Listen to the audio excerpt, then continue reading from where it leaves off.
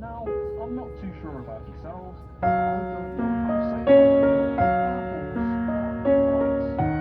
As I'm sure we're all aware, a lot has changed since my time. And just as the cars are getting better, we get our very first look at modern ice explorers.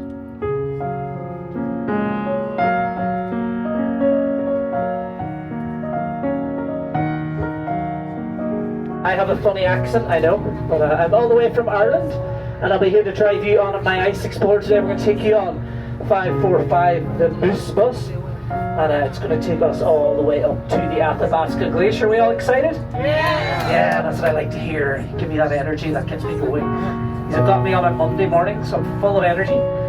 But can I just ask you to do one thing for me? Can I get your seatbelts on for me? They're just like car seatbelts.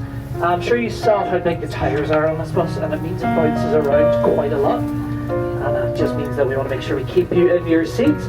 I'll also point out that we do have emergency exits in the roof. We have the windows along the sides. The front door that you came in is the main exit or entrance, but we do have a driver's side door on these buses, so they're pretty special.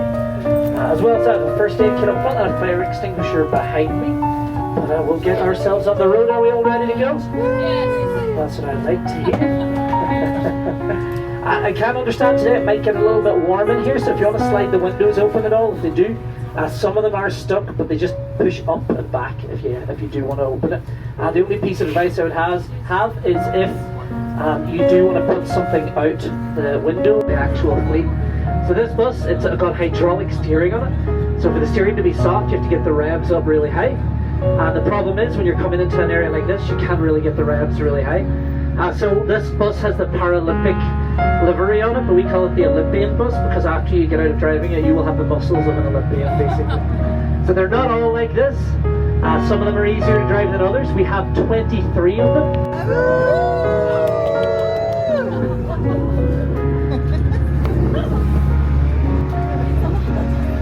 And there we have it, guys, our top speed. That's a really good indication of how high a glacier once was, because the glacier had to be this high to lift the rocks up here. So it means if we were here 200 to 300 years ago, we'd have been able to drive straight across this valley here over to the other moraine on the opposite side. But they're really, really good at giving us those indications. And the Athabasca itself moves at about 3 to 5 centimeters a day, so about 1 to 2 inches every single day down the valley. It's quite slow moving. The way I like to describe them, if you're unsure, is essentially these are rivers of ice. They move just like that, so I'll tell you a little bit more about that later. But now we are about to go down the steepest unpaved, commercially driven road in North America. Now if you're driving up the Icefields Parkway today, the steepest gradient you would have met would be about 10%. This hill here is 3 times steeper at 30%. And I'm going to take you down it today. And we're going to go all the way down to the bottom. We're going to let Katie up here just get to the very bottom before we start making our descent.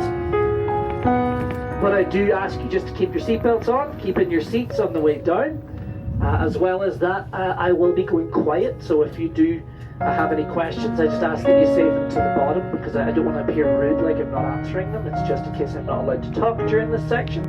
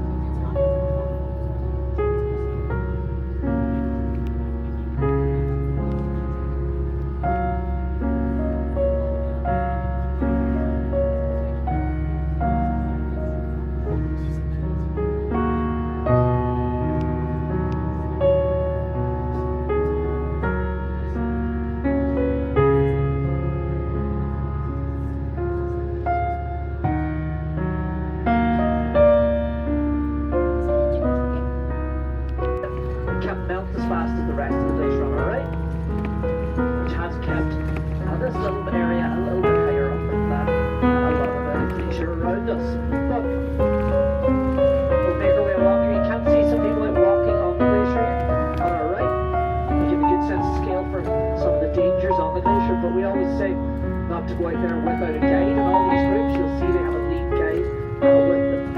And they're all part of a team called Ice Walks, 27 to 30 tons depending on the model, so they're pretty heavy vehicles. But as we get up onto the ice here, we clean off the mud on our tires just to make sure that we're not tracking it off, due to this thing called the albedo effect. Now it's where dark colours absorb the heat of the sun, and then that in turn would start to melt the ice on the glacier. So to counter that, we wash all the mud off our tires, make sure that the tires are clean. Our grader Kurt makes that little tire wash section for us, and we can come out with just nice fresh clean tires to get onto the ice. But I'm sure you're looking around to the left and the right and saying, hey Owen, yeah, the road's clean, but this glacier's pretty filthy. And I'll tell you that's completely natural. That's caused by the katabatic winds up here. Now those winds